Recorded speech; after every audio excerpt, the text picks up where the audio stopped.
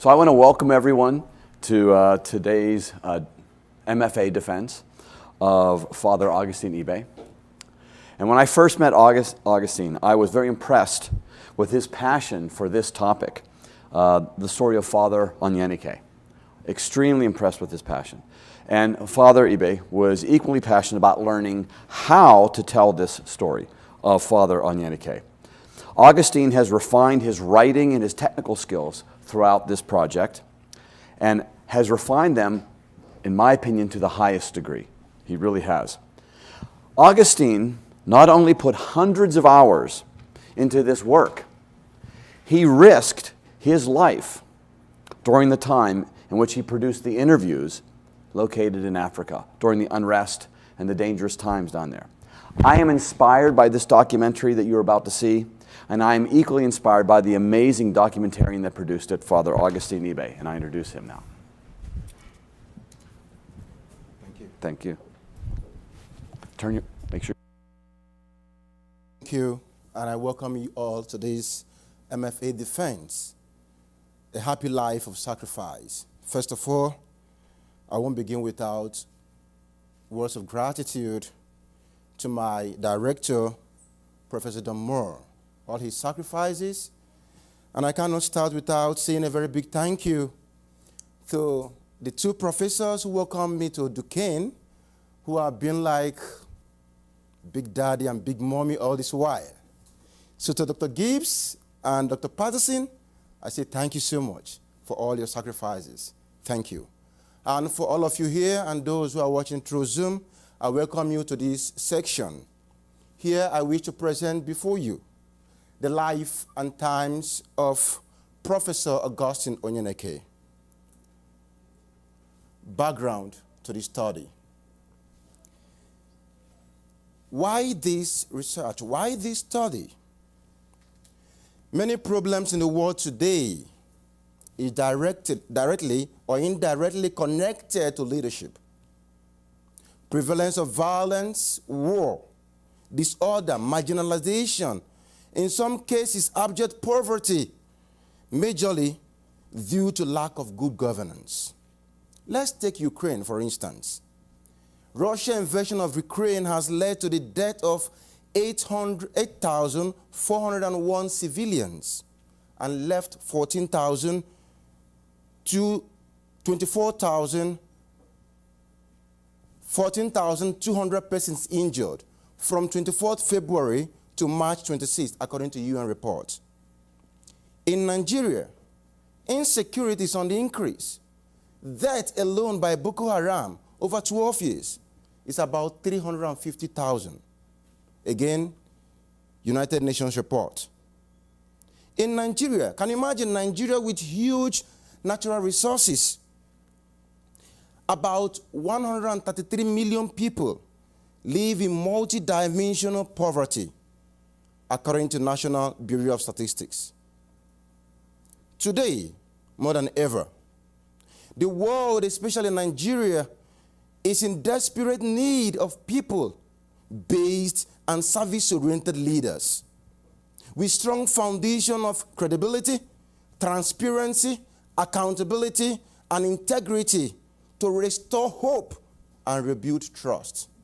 For those who follow Nigerian elections, you know the state of Nigeria at the moment, simply because of bad leaders. Some causes of poor leadership. Picking Nigeria, for instance. Corruption. Application of military rule to democracy. Self-serving leaders. I want to pick up these self-serving leaders.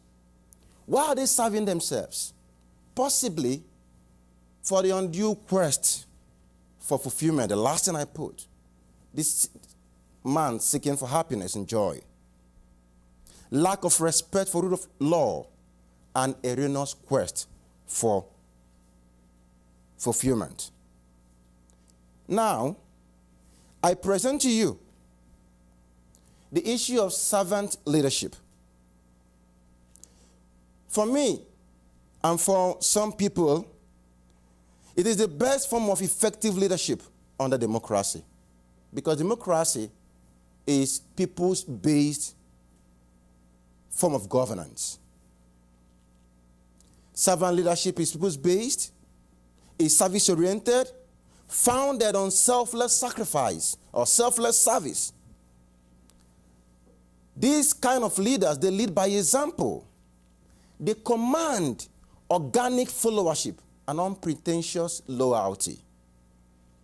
These kind of leaders, they beget better leaders or good leaders through positive influence. Behold, a model of servant leadership. Reverend Professor Augustine Onyeneke, C.S.Sp. Over his time as a leader, he occupied these positions. He was one time provincial superior of Spiritans province of One Nigeria, one time mayor of Equilobia, which shows he's not just a religious leader, but also in a sense a civil leader. Deputy Vice Chancellor of Madonna University. He was one time chaplain, St. Peter's Catholic Chaplaincy, University of Nigeria, Nsukka. During the Nigerian Civil War, he was a Biafran veteran army captain. He was one time first assistant to the provincial superior, Nigerian province. Why the personality or the person of Father Professor Augustine Onyeneke? He was an uncommon servant leader. All those I interviewed testify to the fact that his kind of person is rare. He had a mysterious death episode. He knew not just the week or day of his death, but he knew the hour of his death. He had rare height of fulfillment and calmness, which he radiated during and after his time in office. His leadership style has serious signs of efficacy. He influenced and mentored many leaders today. Overview of our inquiry and key findings. Our inquiry is going to be based on 3 different aspects. Number 1, the place of sacrifice, selfless service, and service-oriented leadership. Number 2, since corrupt leaders go into corrupt way of governance because they're seeking for kind of fulfillment and happiness. Now I ask the question, does servant leadership bring joy to the led? The third one is the relationship between servant leadership and the fulfillment of the leader within and after his time in office. If the last one happens to be years, as we're going to find out, then there is no need seeking for this happiness by taking the money that is meant for the public, by being corrupt, and by not being a good servant leader. Our method of inquiry is through video recorded interviews, filmed on location. 4 interviews were done here in the United States, and I had about 21 interviews in Nigeria. About 25 persons were interviewed. What kind of person did I interview? His classmate and friend for about 70 years, fellow professors at University of Nigeria and Nsukka, his subordinates, those who were under his authority as a leader, his students as a professor of sociology, those he taught, either in the religious institutions where he was the founding rector of School of Philosophy, and University of Nigeria and Nsukka, where he was professor of sociology, Madonna University, where he was deputy vice chancellor, and Spiritan University in Nochi, where he was professor of sociology. I interviewed his students. I interviewed his superiors, because it is one thing to be in place of leadership. It is another thing to be under somebody. I also interviewed those who were his leaders to see how if he was a good follower. I interviewed staff of Madonna University. I interviewed the vice chancellor of Spiritan University in Nochi. And finally, I interviewed the nurses who were present, who attended to him last before his departure to the great beyond. Those who experienced how he passed on. And I welcome you to the expository documentary on the life and times of Father Professor Augustine Onyeneke. I invite you to enjoy.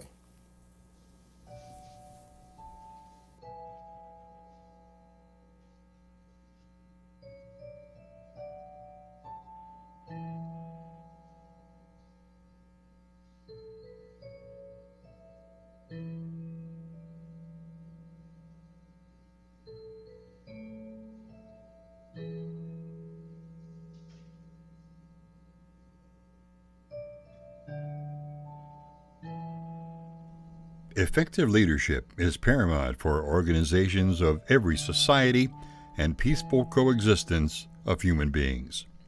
The prevalence of violence, disorder, marginalization, and in some cases abject poverty in different countries of the world today is directly or indirectly connected to lack of good leaders. It becomes essential to inquire in what makes a good leader. This work proposes to use the life and times of Reverend Professor Augustine Onyeneke to situate the place of sacrifice in effective leadership.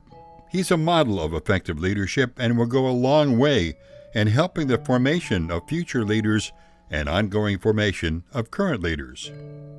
This documentary is about a Nigerian Catholic priest, Reverend Professor Augustine Onyeneke, who was born in 1939 and died in 2021. It's believed he knew not only the day, but also the hour and minute of his death, without suffering any terminal disease. He is believed to have obtained a rare height of lasting joy, inner peace, and fulfillment many years before his peaceful, joyful, but mysterious departure from this mortal abode on November 4th, 2021, at age 82. He was both a religious and community leader. He was the first Nigerian indigenous priest of the Spirit and Religious Congregation, a former provincial superior and one-time mayor of Ikwobia in Ambria State, a professor of sociology, a deputy vice-chancellor of Madonna University, and a Biafran Army veteran captain. He was also known for his great generosity, hard work, and life of sacrifice. Chief was too generous to a fault, because as a father, he would go to any length to make sure that he solved your problem.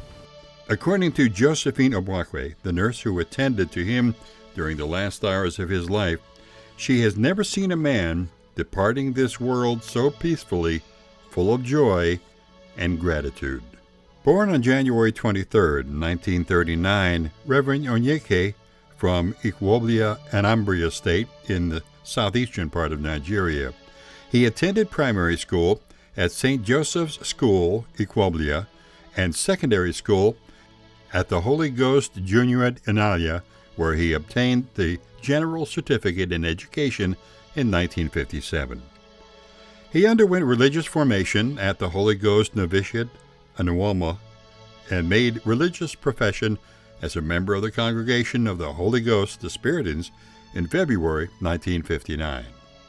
With his seminary formation and studies of philosophy and theology at the Spiritan House of Philosophy and of Theology in Anawama and Isimu Nisuka, he was ordained a Catholic priest on the 6th of June, 1965. He did further studies in universities and institutes overseas and obtained his bachelor's degree from the National University of Ireland, College of Cork, a master's from Kent University in Canterbury, England, and a doctorate from the University of Birmingham, England. His studies include a diploma in the French language from the Sorbonne in Paris, and in the German language from the University of Cologne in Germany. He was the director of the Spiritan School of Philosophy in Nisuka from 1976 to 1982, then a lecturer and a research fellow of the Institute of the African Studies, University of Nigeria, Nsukka, 1982 to 2004.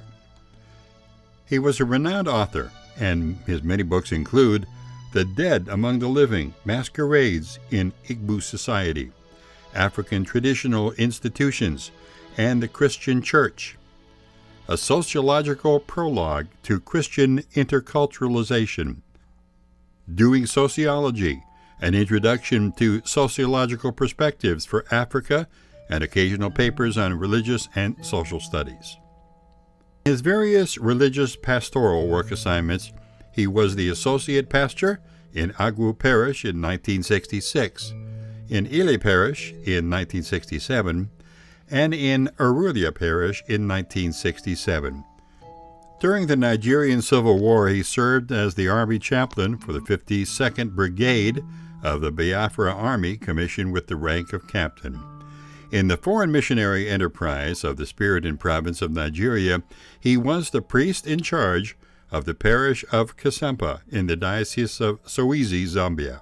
He became the Catholic chaplain, University of Nigeria, Nsukka, and later parish priest in charge of St. Martin of Tours Parish in Halia. In the Spiritan religious congregation, he was the vicar to the provincial province of Nigeria East, the director of justice and peace for the Spiritan province of Nigeria. He became the provincial superior, Holy Ghost congregation, the Spiritans in Nigeria, in 2004. He was the editor of the missionary magazine for the province of Nigeria Southeast. Reverend Onyeneke was not a leader only in the religious cycle, but in the secular walks of life. In him, one finds a reconciliation between religious and political leadership. In the civil society, he was the chairman of the Cultural Committee of the Equilobia People's Assembly, and he became the chairman, caretaker committee, to govern the town in the place of the Equilobia People's Assembly in 1996. He became professor of sociology and deputy vice-chancellor of Madonna University, Akpugo campus, from 2011 to 2020. After his retirement from Madonna University as Deputy Vice-Chancellor, he moved over to Spiritan University, Nioche, where he taught sociology. It was while at Spiritan University, Nioche, that he began the spiritual journey to the great beyond, which culminated in the mysterious episode of his peaceful and well-prepared departure from this physical world. There are differing opinions on which of the leadership positions that brought out the best of his leadership qualities, since people experienced him at different times while occupying various leadership positions. However, many people agreed that he was the embodiment of leadership qualities. So Onyeneke has all the tenets of a good leader. In the first place, Onyeneke is a listener. He listens to people. Whether you are young, whether you are old, Onyeneke will listen to you. He will hear you out. Onyeneke is sympathetic. As I said before, he's very human and humane. Onyeneke is a person who you'll be telling something, Onyeneke will even cry with you. I know a lot of our conference said that. I mean, he has a great, the milk of human kindness in him is great. His leadership in a Equilobia community, he gave all. I could remember when I was young, he used to come home very often. As a result of meetings he had, there was a time Equilobia community had a big crisis with the Catholic Church. As a result of a masquerade issue, he took it upon himself to resolve the issue. He was on the road almost every other week. He was constantly traveling home, having consultations and dialogues to resolve the matter. I could remember then it was as if the problem would never come to an end. But with his tireless efforts, he brought it to an end, and there was peace in Ekulobia. He was a man of many parts, different parts as a leader. You know, one, he led by example. He was very exemplary. As I said, my meeting him then, I realized how he was one, like, it was maybe what he read was a social worker. And he delighted in being there, like, you know, for the poor and whatever. But by leadership, you always saw him a kind of trying to do so that people would learn. He was doing more than dishing out instructions. And then as a leader, being this kind of humanistic aspect of leadership as a humanistic art, whereby you connect with people in their own way and all aimed at human flourishing and making the person feel a better person. He was superior of the congregation province of Nigeria. That is really the leadership position that comes to me. And yeah, that's when we started calling him chief. Because this is not the chief that dominates, but the chief that will sit down and listen to you. The chief that will sit down and talk to you as his equal. The chief that will sit down and cry with you if you are crying. And the chief that will give a vision of where we're supposed to go, and who was not afraid of telling the truth. Father Onyeneke is a very humble and compassionate priest. He's down to earth, simple. He doesn't pretend, or he didn't pretend. The much I know about him, he's very real and unique in character. Simple, humble, and he makes a lot of sacrifices for the common good. The leadership quality of Father Onyeneke tells towards the call of care. And when I say the call of care, I don't know how to explain it, but in a nutshell, it means that Father is not living for himself. Father's life, I believe, and how I understood it, is that Father lives for the other. He was a humble man, very loving, very warm, and he cared for his parishioners. He even visited homes on an individual basis. He used to come to my house, and he endeared the parishioners to himself. During his tenure, nobody ever thought twice in making contributions or carrying out any assignment given to him by the chaplaincy. He's a person who, as I say, makes sure that he gets to where he wants to go. And he likes to carry people along in that direction. Sometimes he may be tempted to give too much percentage to his own view of where he wants us to go. Okay. And sometimes Uncle Father is a rare gem. Uncle Father is an amazing soul. Uncle Father is someone you remember with so much nostalgic feeling because he's such a sweet soul. He epitomizes for me a humble man. He does not put on airs, and he's peaceful naturally, he's a peaceful man. I don't know how many times I've heard him raise his voice. I mean, he's calm under pressure. So if I want to put them in bullet points, the number one leadership qualities, cream of it, I will identify will be his humility, his unassuming nature, his simplicity, and his ability to communicate, if you like, difficult things in a simple manner, in a friendly manner, that even if you don't want to receive what he's saying, the way he will put it, you might likely accept or take it. Service gives credence to leadership. Reverend Augustine was a true model of servant leadership.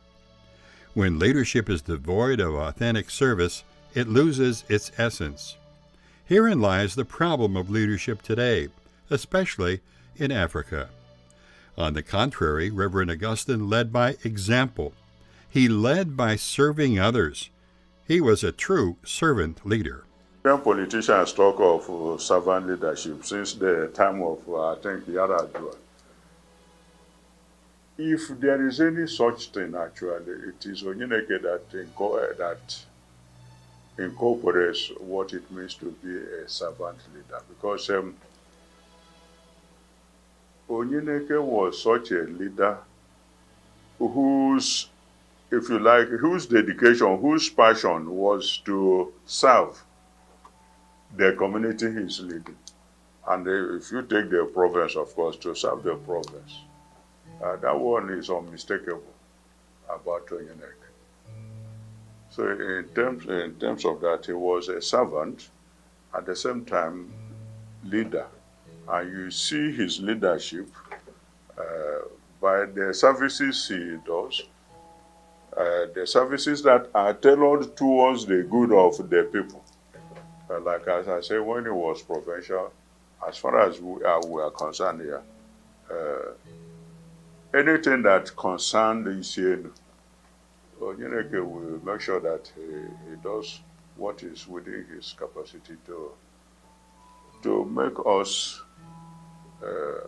realize whatever are the dreams we had. So on that note, I think he was a good leader, a good servant leader. Thank you. Yes. One, he led by example. He was very exemplary. Look, we are human beings, and human beings like modeling. You know, we look up to something, and that's why even a child knows where you live by example. Pope Francis, the youths once told Pope Francis that, Your Holiness, we are tired of doing what our parents ask us to do. We want to do what we see them do.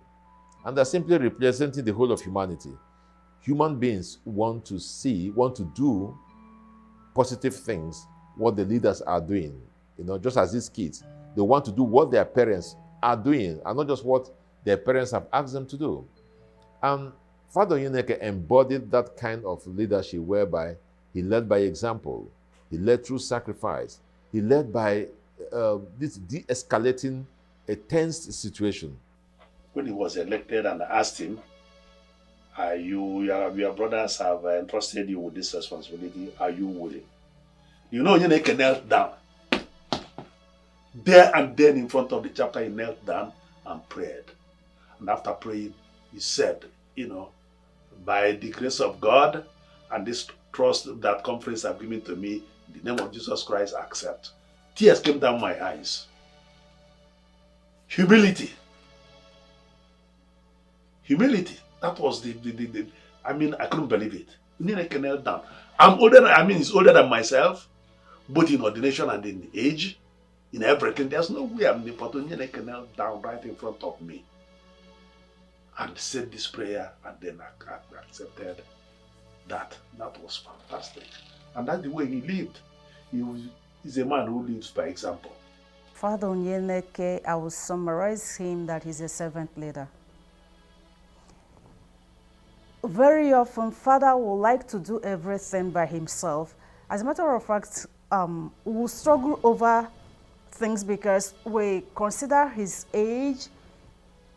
Biologically, we consider his position, but we are very often challenged by the depth of his humility. That what you do not expect him to do, Father will be too humble. I believe that Father Onyeneke exemplifies leadership as service, because for you to be a servant leader, one virtue is extremely important, the way I understand it. That is humility. And he was a humble man, as much as I could say. From my interactions, from when I knew him, that he was a humble man. He was also down to earth. Father Onyeneke was a service-oriented priest. So driven to accomplish multiple tasks at the same time.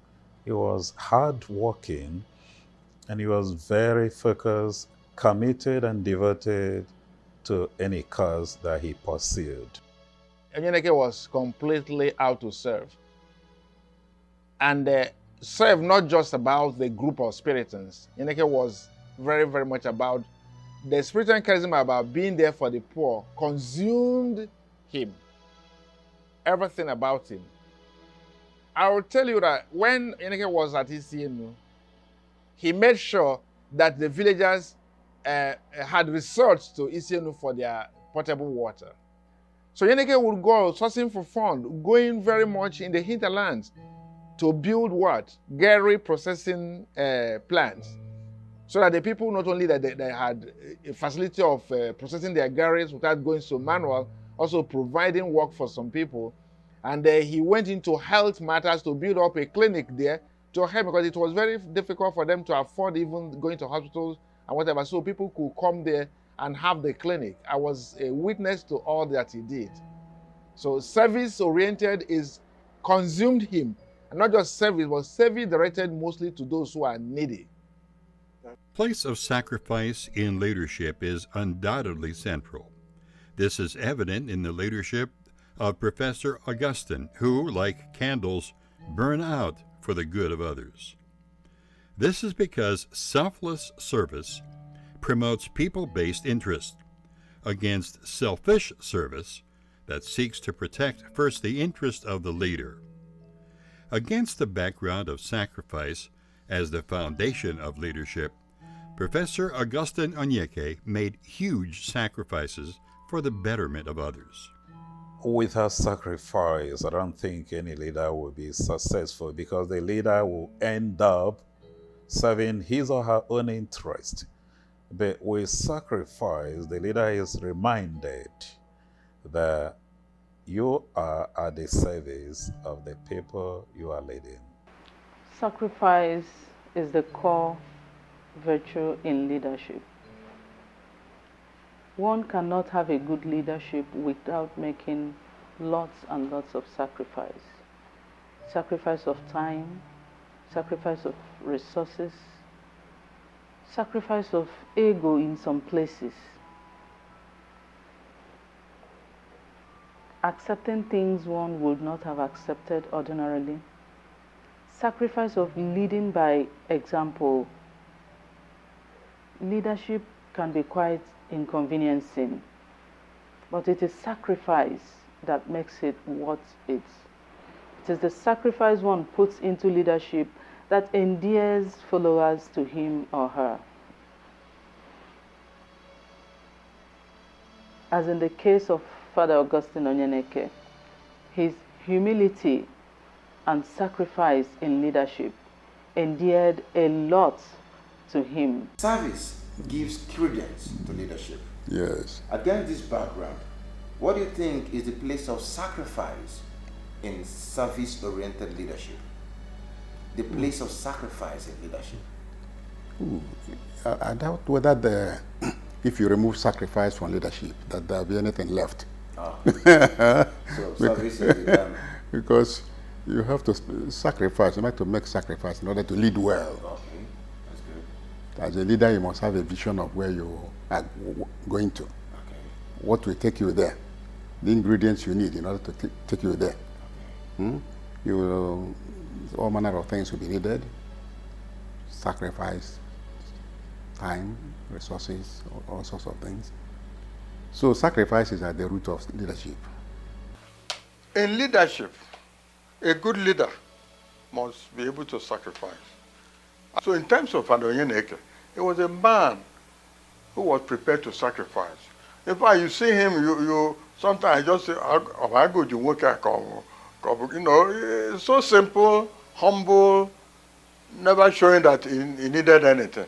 He appreciated every little thing. He lived on my street, Odim Street. That's where he lived. I lived in 617 Odim, and he lived there, I can't recall the number now. So we used to go to morning mass in his house, in his parlor, when they were removed from the chaplaincy. We started attending mass in his house, morning mass, not Sunday mass. And he was very happy to accommodate us. He would bring out his dining seats into the parlor, bring out stools for us to sit. Those are signs of humility. So he was a humble man, sacrificing what he could. Place of sacrifice in authentic leadership cannot be underestimated because it is central to authentic leadership. There was one Kwashiorkor baby he met and had pity on the baby, a baby girl. He picked the baby girl already. They had a community health center managed by Father Atanibo of those days. Then the Kwashiorkor baby was well fed, grew up, and she was trained and rehabilitated. I think she later became a tailor. His sympathy for people, compassion.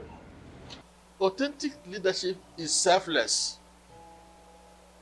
And Onyeneke exhibited that.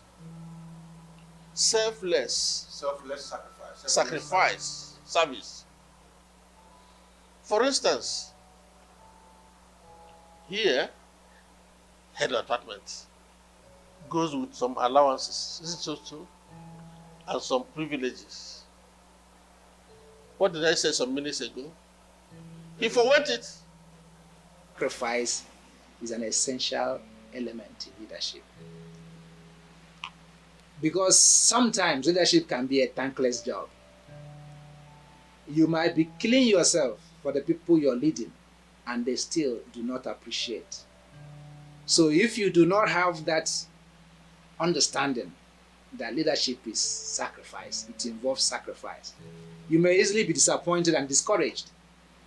Yeah. So I especially under his tenure as provincial of the one Nigeria province, I believe that he sacrificed more than we are able to realize, because it was not an easy thing to navigate all the diversity, all the different interest groups, and all the pressure that is brought to that office. He must have suffered silently a lot of things, taken a lot of indignities, insults, probably. So yes, I can second the thought that leadership involves sacrifice, and Father Onyeneke understood this and took it on board. There is no one who have done anything good without making sacrifice. For one to begin to think about good leadership or leadership as service, that person must always have in view the good of the people. And for you to achieve such good, you must always put the self behind. If you always want to achieve something, first of all, putting your interest, you'll always fail in meeting up with that demand. So Father Augustine Onyeneke, as a selfless servant, someone who always wants to remove the self, who always makes sacrifices. He is ready to take whatever comes out of a thing, in as much as he doesn't place himself first. Take for instance, the time there was a time when we were, called as committee to handle a case in our town, where his brother is a traditional ruler. Father Onyeneke told us that he is involved in this case and he's not going to be part of the committee. You can't be a good leader if you don't make sacrifices. Certainly, there are things that you would like to do, but because you're in a position, where you have to, you're an example to many people, where many people look up to you, even though you love doing those things, because of the impact of that action on people who are looking up to you as a leader. You will, suppress those actions and suffer alone, for the sake of other people. So it's important. If you really want to be a leader, you cannot do without sacrifice. Thank you. It does. There is sacrifice in leadership, but you have to you have to remember also that you are one of those that are to be served. So charity begins at home in a way. You shouldn't neglect yourself, but you shouldn't put yourself over and above those that you are there to serve. It is not your thing. It is theirs. You are only there to serve them. I have a theory about what I call sacrificometer. Sacrificometer is what I say that as thermometer is used in measuring temperature and barometer for the weight gauge, that the measure of love is, that gauge is sacrificometer. Yeah, that's what is the instrument for measuring love. And Jesus Christ, his own manner of leadership is based on love. Like in John 21, asking Peter, do you love me? Do you love me? Do you love me? And it's on the basis of this love and his affirmation of this love that he now handed over to him and said, down, feed my sheep, tend my lambs. And that is what I found in Onyeneke. And that it was a leadership that was actually prompted and provoked by love. And this love is measured by the sacrifice. Sacrifice that are personal. According to James C. Hunter, leadership is all about influence. A good leader cannot influence others without exhibiting high level of virtues. To influence others positively, a leader ought to be exemplary and must be just to protect the needs of those he leads. Professor Augustine was a huge influence to most people who encountered him.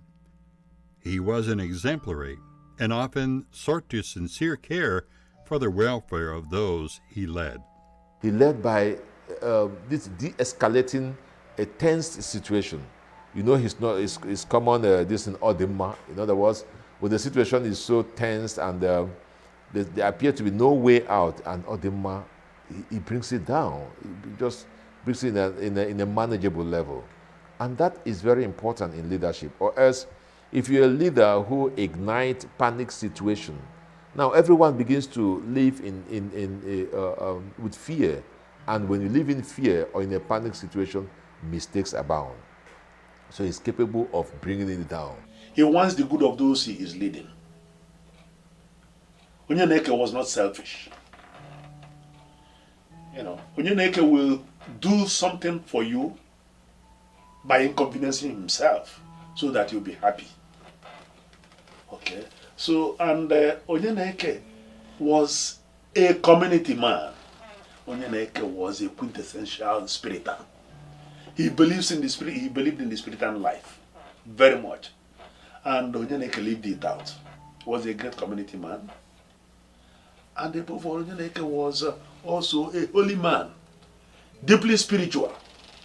So he has it all. He's also intelligent, quite intelligent. He would deprive himself of so many things. I remember I was asking him about 2005 or 2005, when he visited me, and asking him, he said that he was on his way to see, for example, the Silver Jubilee of Father Mike Onwemele, but attended, and his car got spoiled on the way. And that car is not because there's no money, that car is due to be replaced. And that was the provincial talking.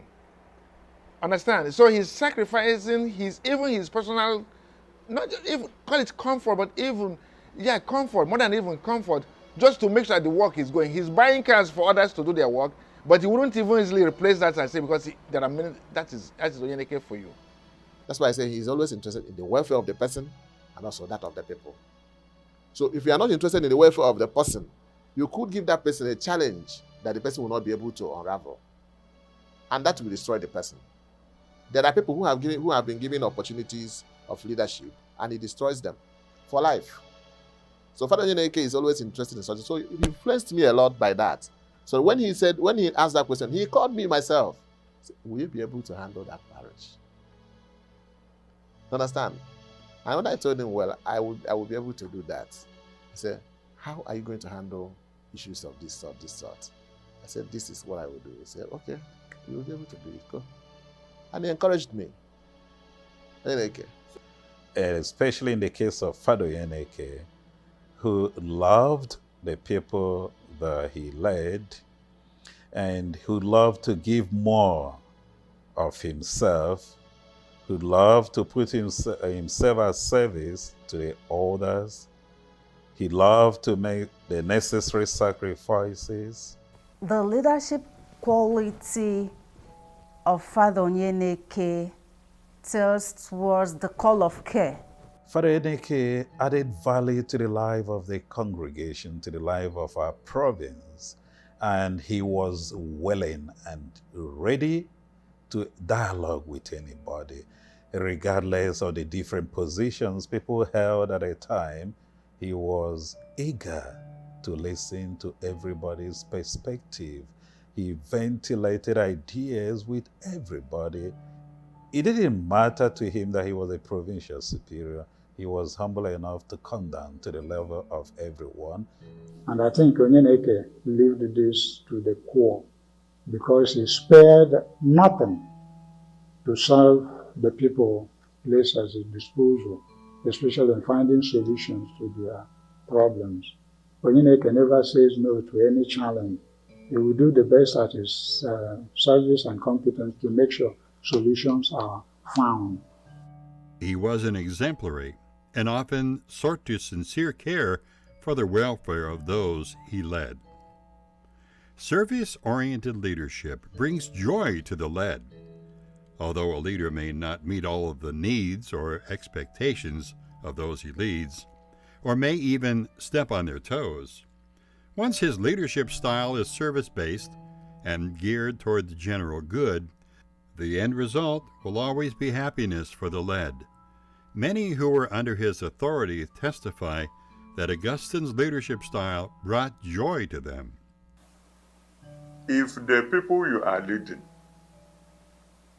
see the sacrifices you are making, definitely it brings happiness to them. And even to you yourself, definitely. And that's why, after the time you have served, you will see the effect by the way the people you led relate to you. And there is none of us in this province, at least, who knew Onyeneke, who does not relate to Onyeneke perfectly. Uncle Father, as we fondly called him, brought so much joy and happiness at UNN when he was the chaplain there. Anybody who knew Father Onyeneke would know that whenever Onyeneke stepped into a particular place, you'll be hearing chief. That chief wasn't just for the sake of making noise. It was because we all were happy to see him, even after his leadership responsibilities. And that fulfillment we had, having had a leader of that stature, gave us joy. And we would always want to see him. We would always want to see him. And every time I went to Nigeria, I went to see him. Service is always a thing of joy to the beneficiaries. So I doubt that somebody who doesn't appreciate service from others is a completely normal human being. So service, people appreciate service, and the service, when given, gives satisfaction to the giver and the receiver, I believe. Not always. From my experience, it depends on where. It depends on the values of the people and their principles. And yes, I can also say that service-oriented leadership brings satisfaction, brings peace and happiness to those you lead. To the best of my knowledge, I appreciate and internalize the idea of leadership of service. I am very convinced, not just thinking, that service-oriented leadership brings happiness to the led. From the time he was the provincial superior of our congregation, everybody who knew Father Onyeneke was happy with his administration style. Because he was there, out for everybody, and treated everybody equally. So people were contented. And that's how you know that there is peace in a province, and that they are happy with their leader. The leadership of Onyeneke left for me joy on the people he served and in the communities in which he served. For a good number of reasons, because we will recount some of what he did for them, how he helped them and this sort of thing, how he recognized them, how he encouraged them to do certain things. Definitely, Onyeneke left a good number of legacies in the places where he worked. The relationship between the style of leadership and emotional disposition of the leader after his time in office is in no doubt. Those who shared the latter part of his years were united in their testimony that Reverend Augustine had inner peace, tranquility, and fulfillment after his time in office. This fulfillment is not discounted from his stewardship. Onyeneke actually was at peace with himself and sought to be at peace with himself. Pursue that inner peace in most of what he did. So my personal example and experience shows me that this is very of utmost interest to Father Onyeneke. Peace of mind, even as a leader. Yeah, that's. There was someone who was working in Cameroon when he visited as a provincial, and they gave him a gift. First of all, he went there and wasn't really expecting gifts from the priest or from the conference there, but he went and gave them gift, money, knowing fully well that's a very difficult mission. So with that, tell me why you wouldn't be happy. Tell me why your provincial will come. It's not asking you what is your contribution, but he brought something for you. First of all, it will inject some kind of a sense of connection. As one lives, so one dies. Father Onyeneke kind of given testimony or given account of his stewardship. I can say it featured in his last hours. I finished the rest. I have done my work. I hand over. I let my life go to God. If you led in this form we are talking, you go to sleep and close your eyes and sleep without qualms. And you yourself, you have that inner peace because you have no skeleton, let me put it that way. And if you don't have any skeleton in your box, why won't you sleep with your eyes closed? And I'm absolutely sure that Onyeneke had no qualms when he left as provincial or as whatever. And you see it in his how will I put it, in his relationship and relatedness to people, even till he died. Onyeneke is one of those leaders who finished his leadership in the organization of the congregation and still remained in the country. Some people, after finishing there, we have a good number of them who finished here, left the country, maybe to find their peace out there. Maybe they made some kind of enemies while they are at home here, and they felt the best way is to give some kind of breathing space between them and the people they govern. He did not lead for his own self-interest. Everything was for the good of the congregation and for the good of others. That made him a free man. At the end of his days, even when the incident I narrated, when I met him in Easter 2021, you will see someone who is free and who had, emptied himself of all obstacles, of all resistances. So that total self-donation, total self-sacrifice set him free. So if that is what you mean by fulfillment, he was, yes, a fulfilled man, a fulfilled leader, because he had given out everything he had and everything he felt he would give out. As good trees bear good fruits, so do exemplary leaders beget good leaders.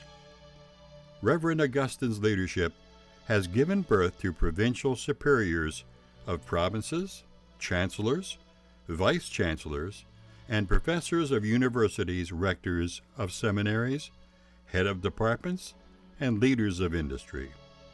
They are united that his leadership skills inspired them to become better leaders. Leadership style reinforced some of the things I do as a leader. Something I learned. Issue of being transparent in what you do. Instead of having trust for other people. And then the issue of sacrificing, even if it's personal comfort, for the people that you serve. These things Onyeneke has almost all these qualities. Finally, the issue of generosity. When you talk about generosity, it's not only in physical cash and these your time. Onyeneke also reinforced my leadership style of being attentive, being able to listen to how the other people. Even when criticisms come, look at them. There are some of those criticisms that what we call a feedback can help you to be a better person and present another perspective to which you haven't been exposed to, and then act from that point of view. So it has been a little bit of an inspiration also. The ways of, like you say, placing the good of the people before everything. Onyeneke, like I said, his qualities, like he gets involved in the problems that are facing whatever community he was that was under him, and he thinks out also possible solutions. Like you won't believe how Onyeneke, in spite of his age and in spite of since the time he has left, let me say, the classroom, Onyeneke keeps on evolving, even in modern technology, modern everything.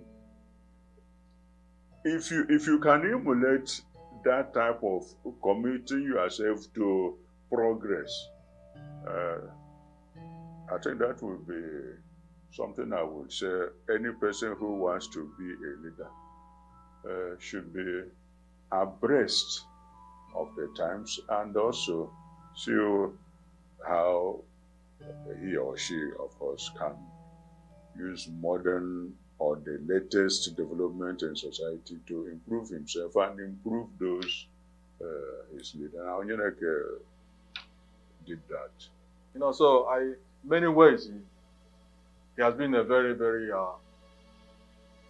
influential figure to me and an inspiration. I learned something from him. You don't shout down on people publicly, no matter how small they might be to you. There's a way you can correct people, that will bring out the best in them than simply shouting at them and disgracing them because you are superior to them. So that I learned from Onyeneke, and that I have always imbibed that. Onyeneke inspired me because he's interested in the welfare, not just in person, but the welfare of the person, but also at the same time, the people whom you are going to lead. You understand? How did Father Onyeneke inspire me to be a better leader? I will give one example of my experience in UNN, or maybe I will say two. Father Onyeneke was the chaplain of St. Peter's chaplaincy. And he was a very good chaplain. He was well loved. I was sent to assist him fresh from the seminary. And he did not mind that maybe I'm too young or too inexperienced. He believed in division of labor. He handed over the accounts to me. I was the committee bosser. And I handled the finances of the house. All I did was make an account, which he will look at. But I gave him his allowance. I took care of the meals and all those things, purchases. So I learned that to trust in the young people or whoever you're working with, and not to micromanage, which is one of the bane of leadership, to never allow people to use their initiative. He allowed me to use my initiative, and I ran the house. Then there was this experience of a professor who always felt that I was too small to be directing him on what to do in the chaplaincy. Father Onyeneke stood by me when the man took the case to him, and he defended me and said, I am within my rights as an assistant chaplain to say who does what, because this was the case of going to the sacristy and you meet 5 priests or so, and this priest, being a senior priest, expected that each time he's there that he takes care of everything. Basically, chief celebrant, homilies, he wants to do all. But I will say, with all due respect, please, you will do one. Do this, and this other priest will do the other one, or something like that. So he felt insulted by that. And when he approached Father Onyeneke said that his assistant is within his rights, that he is assistant chaplain, and he says what happens when he's not there. He's in here. So, and that for me is the quality of a good leader, so that you do not out of fear or deference to a senior person or higher person, throw your subordinate under the bus, as they say. So those, for me, experiences of what I would say I picked up from him as a leader. For a leader to invoke organic followership, authentic loyalty, and earn unpretentious respect, he must be a person of uncommon virtues. Reverend Augustine was a virtuous man. He was humble, hardworking, disciplined, appreciative, contented, simple, firm, and had a strong sense of fairness, equity, and justice. Of the above virtues, many are of the opinion that his modesty, strong sense of justice, and his humility demonstrated through leading by examples are the key qualities that distinguished him as a unique leader. Transparency, goodwill, openness to situations, and recognizing those we are working with, their competencies. Onyeneke never worked as a loner, and any good leader should not work as a... He's firm in spite of all those. He knows where he's going, and he has goals he wants to achieve.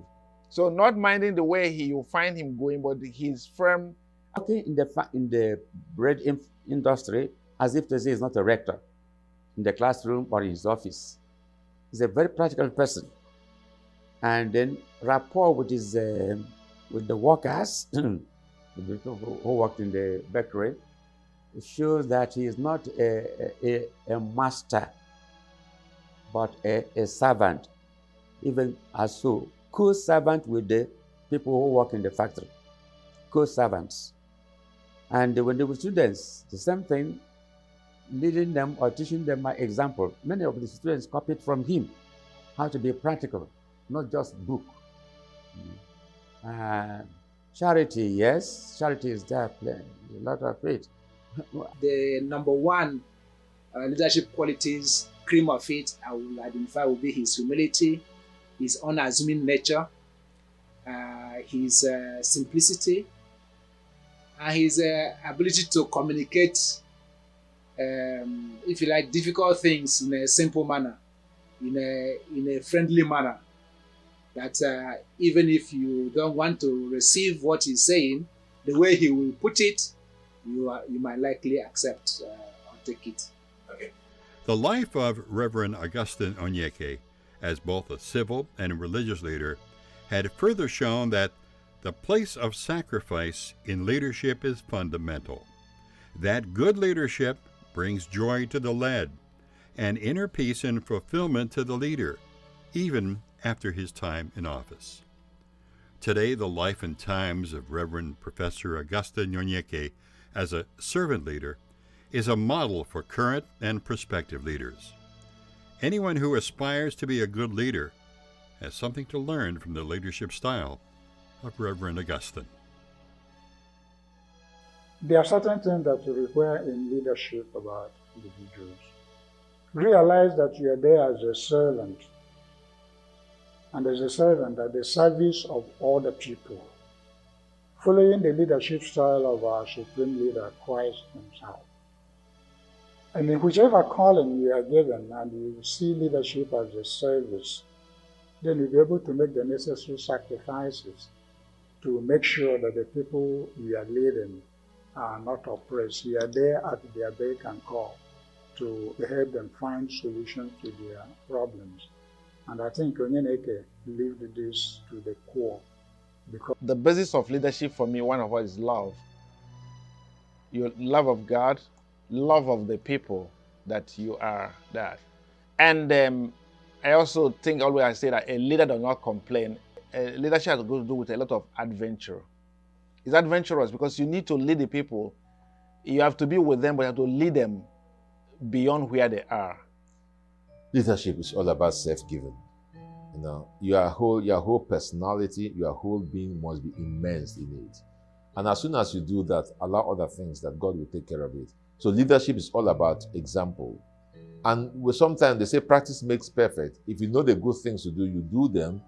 And then, because those who watch you, what you want to do is, again, sometime when you get older, you don't want somebody to say, hey, nah, see what this guy did to me when he was at this age, you know? Always live for the future, not by pretense, but live well now. And when you live well now, practice certain virtues to just be part of your life, you know? So, so that's why I say leadership is all about sacrifice. There are things you have to live with or exemplify. And equally, it's all about showing that love to say, if you were a subordinate, how would you want handled? And above all, to listen. Listen, listen, listen, and take action when you have to. Well, the concept of servant leader, which we are talking about, or which politicians think they are doing, if people can translate that, let me put it that way, into action, I think we will have a better society, both in religious communities or in the civil society. The problem we have is that leaders lead for their own good, and the people they are leading suffer. But if we have that leadership quality, whether it is in the religious community or in the society, I think we will have peace, we will have contentment at least. If anybody happens to be, elected or nominated into leadership position, one thing you have to know is that the interest of the people reigns supreme, not your own interest. You might have nice ideas, but then when you sell those ideas across to the people that you're leading, they might turn them down.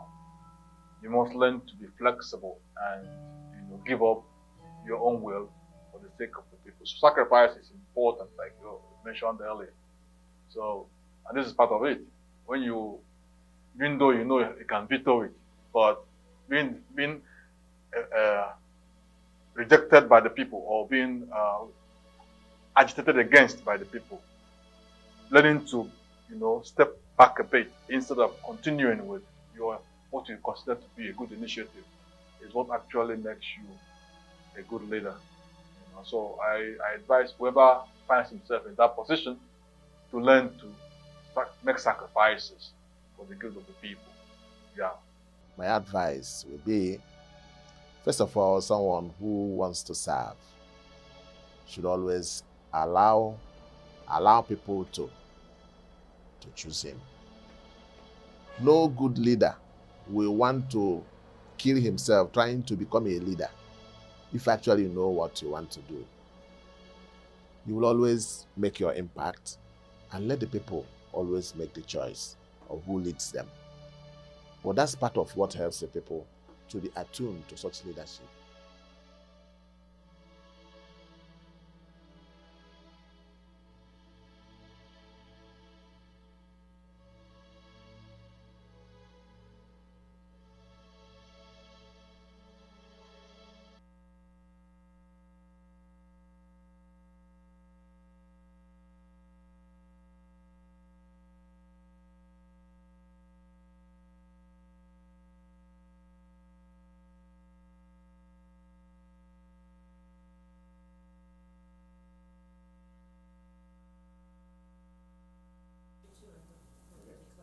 So we're going to open the room up to any questions that people might have. That microphone and these microphones. So we're live with that. So if you have any questions.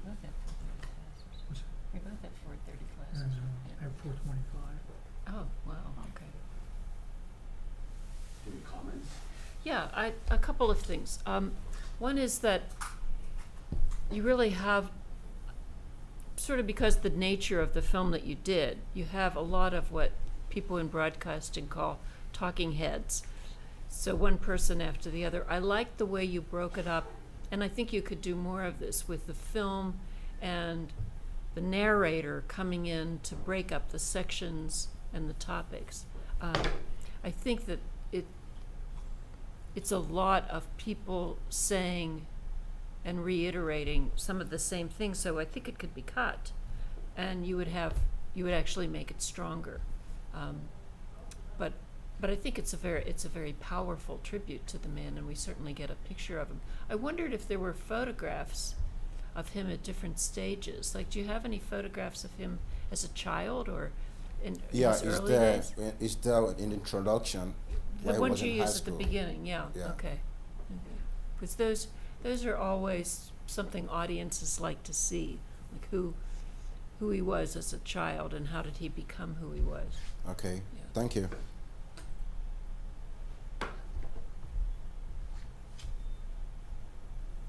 Augustine, I'm headed to class in like a minute, but I just, when I watched this earlier, I was very impressed by this work. The writing, and I was just thought it was excellent. I was just very impressed by it. So, and I sent you some comments and things like that. So, yeah, that's really all I have to it. But it's really quite good. Thank you. Yeah. Do you have some ideas of how you want to make use of this? Yeah, I need to work on it again. First of all, for the religious leaders or those for information that could help them, and as well to send these to some TV stations to broadcast it. Good. Okay. I'm sorry, we both have class. You both have class. Yeah. Okay, both of you have class. Give us a minute, please. Okay, just a minute. Oh, we have to sign your form. Yeah, the form Yeah. before we go. Just to sign it now. Quickly, I'm not taking your time.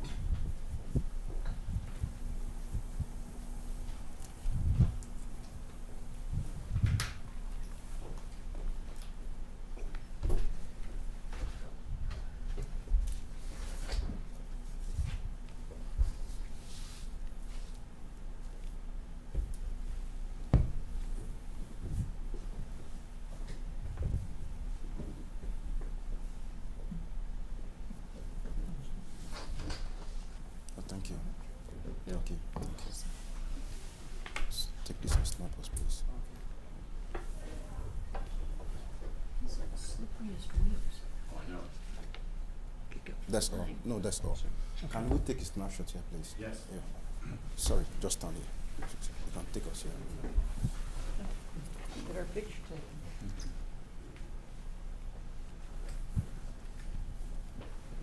Thank you. Thank you. Thank you.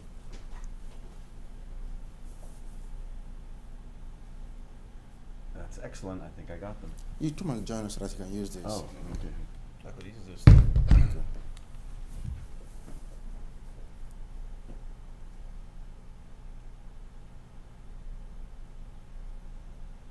James, you too. Use the phone. Okay. Use the phone.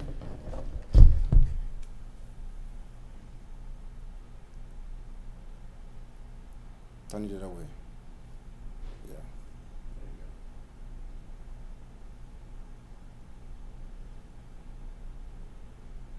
Thank you so much. I'm most grateful. Thank you. Thank you. Thank you. Thank you. Thank you so much. Thank you. Thank you. Congratulations, Augustine. Thank you so much. Yeah. I'm grateful. Thank you. All right. See you later. All right. Thank you. Do you want to say there are 10 people watching? I don't know where they are. Do you want to say Okay. goodbye? Can you give me 1 second? Is your microphone on? All right. All right. Your microphone is on? Okay.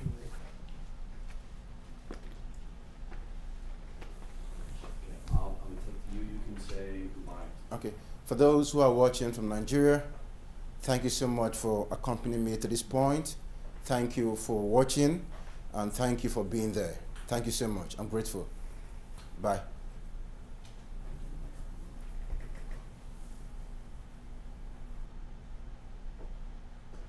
And that's it. We're no longer live. That was